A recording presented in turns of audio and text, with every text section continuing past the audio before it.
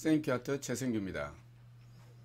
오늘은 한 전시를 소개해 드릴까 합니다.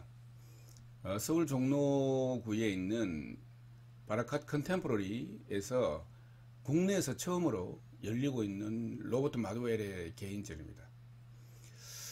스페인 공화국의 비가라는 타이틀 연작과 마두엘의 판화작품 한 23점 정도가 전시되어 있어서 국내에서 처음 열리는 만큼 한번 주목해 볼 만한 것 같습니다.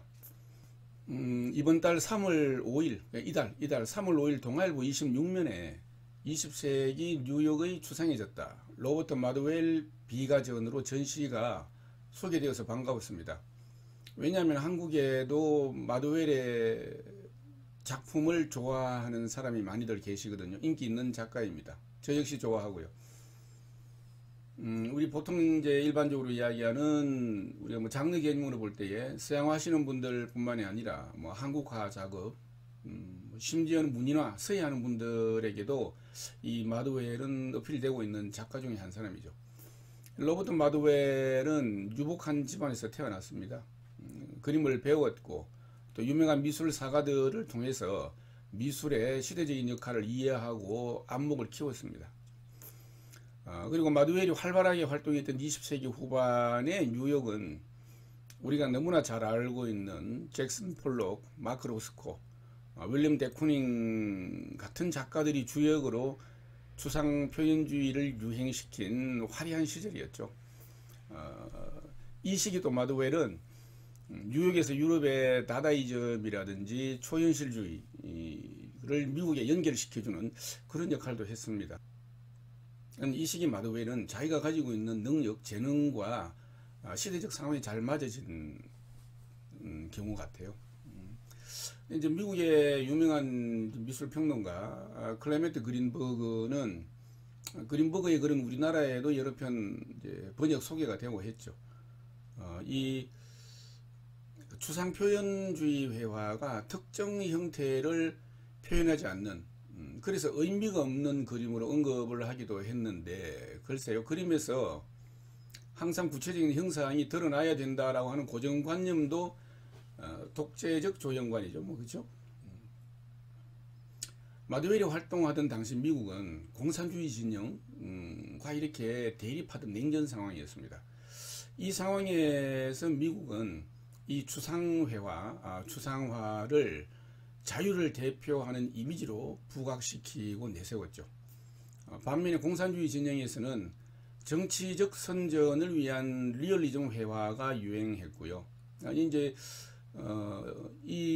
그러니까 프로파간다 리얼리즘이죠. 그러니까 공산주의 선전, 선동을 위한 구상미술, 그런 것들이 이제 유행했는데, 유행이라고 하는 말은 좀 어폐가 있네요. 이쪽 자유진영은 추상이든 구상이든 다양한 장르, 다양한 매체를 통해서 작가의 상상력과 창의력이 동원되어서 작품이 제작되어진 반면에 이 공산 진영에서는 그것이 아니라 방금 말씀드린 오로지 프로파간다 리얼리즘 회화만, 공산주의의 선동을 위한 미술로만 주로 이제 출창 갔죠, 그죠? 근데 좀 하나의 아이러니입니다만은 100년 전에는 추상화를 그리는 것 자체가 구시대 질서와 결별하고, 그러니까 국가주의를 벗어나서 세계주의를 선언하는 하나의 정치적 제스처, 정치적인 입장 표명이었죠, 작가들은. 그러니까 마두엘보다 한 세대 앞선, 한 36, 7년 앞선 것 같습니다.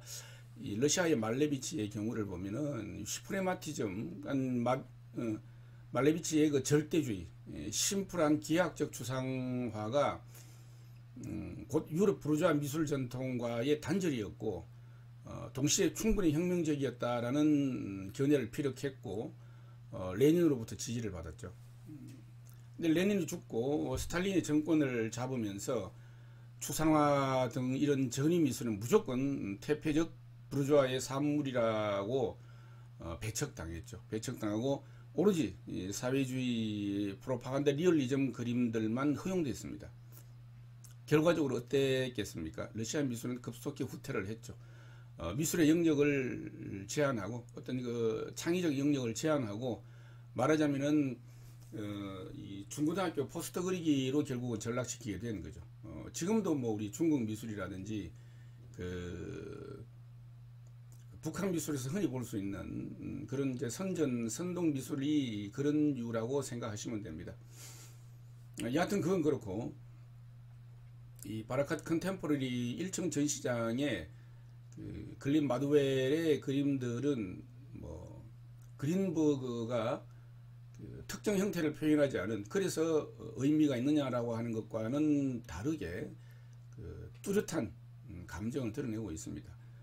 물론 이제 그린버그가 그 시기에 그렇게 이야기할 수 있는 또는 그렇게 이야기할 개연성을 가지고는 있습니다만은 실제로 우리가 미술에서는 선 하나, 점 하나, 그리고 색 하나뿐만이 아니라 이것들을 어떤 방식으로 표현을 하느냐라고 하는 기법적인 부분에 있어서도 충분히 감정은 드러납니다.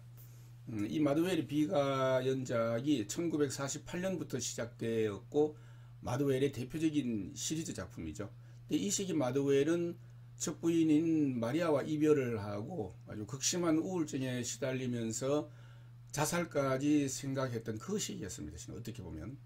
근데 작품을 보면 큰 화면에 아주 굵직하게 그어내린 뭔가 필획 같은 검은 색면이 비가라고 하는 제목과 같이 무엇인가에 짓눌린 듯한 그런 어떤 묵직한 분위기를 표출하고 있습니다. 슬픔과 같은 자신의 감정을 드러내고 있죠. 그리고 작품 속에 반복되는 커다란 사각형 또는 이제 원형의 표현들은 이 마두웰이 읽었던 시 가운데 반복되는 후렴구에서 영감을 얻었다고 하네요. 또 제목의 스페인을 언급한 것은 피카소의 영향이라고 알려져 있습니다.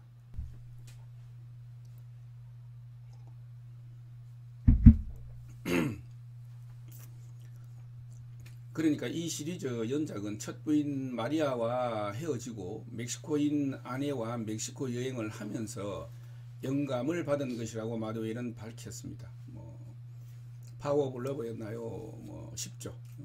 새로운 영감을 새로운 사람을 만나면서 또 시작하게 된 경우이기도 하니까 그렇죠.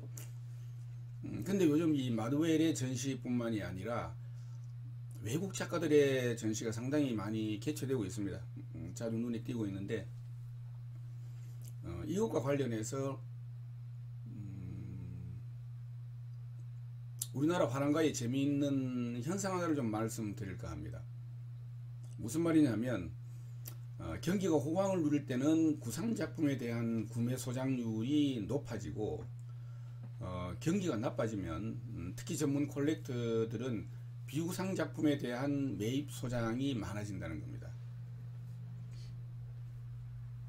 과거에는 미술 문화를 향유했던 계층이 귀족층이었다고 한다면 지금 자유민주주의 누구나 동일한 선거권을 가지는 이 자유민주주의 시장경제 체제에서는 개인 누구나가 다 귀족이고 누구나가 다 귀족이 될 수 있게 되면서 자신의 능력으로 자신의 노력으로 자본을 확보하고 자신의 정서적인 취향에 따라 작품을 소장하고 감상하면서 일상의 도구적 입장을 벗어나 정신을 고양하고는 하는 거죠.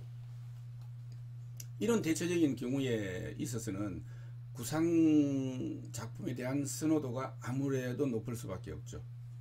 왜냐하면 추상화를 이해하기에는 일정 부분 학습이 필요하기 때문입니다. 아무래도 또 미술은 우리 속담에 이런 말이 있습니다. 의식이 좋게야 예절을 안다고. 그러니까 배가 불러야 예의도 갖춘다는 이야기인데 우리가 문화를 향유하고자 한다고 한다면 어느 정도 경제적인 기반이 필요한 게 사실이죠.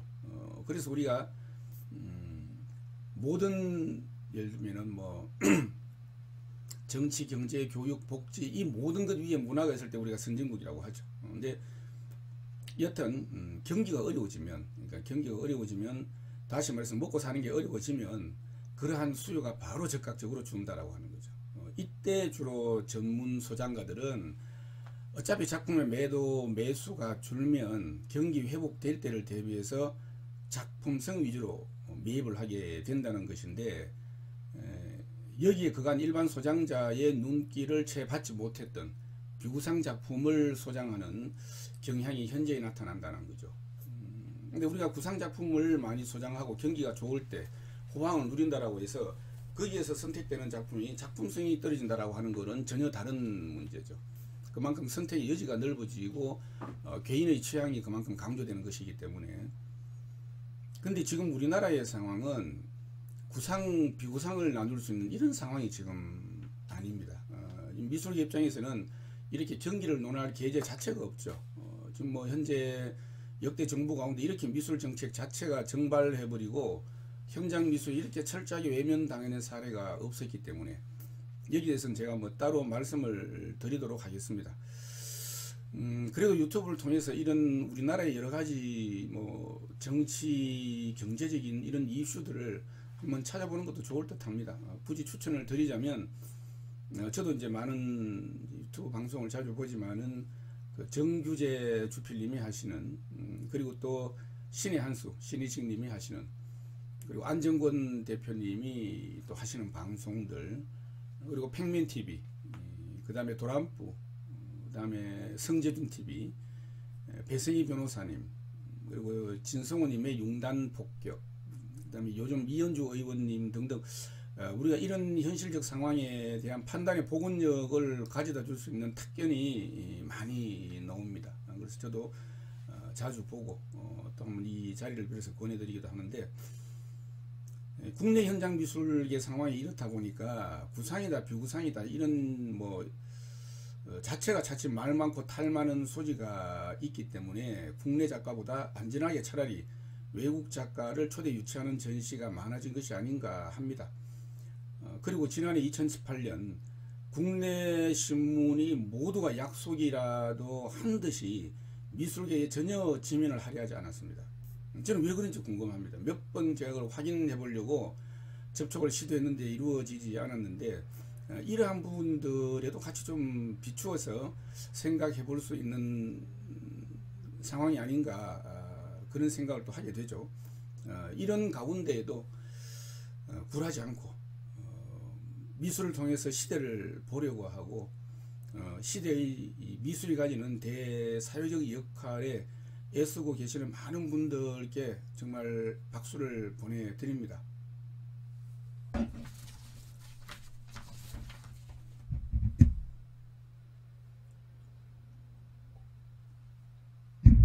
네, 바라캇 컨템포러리의 마드웰 전시를 통해서 뭐 몇몇 미술 상황 등을 말씀드렸습니다만은, 그간 눈길 돌릴 겨를이 없었던 미국 추상 표현주의 작가의 작품을 감상할 수 있도록 국내 처음으로 이 마드웰 전시를 기획하고 유치해서 또한 무료로 관람할 수 있도록 해주신 바라캇 컨템포러리 측에 감사의 말씀을 드립니다.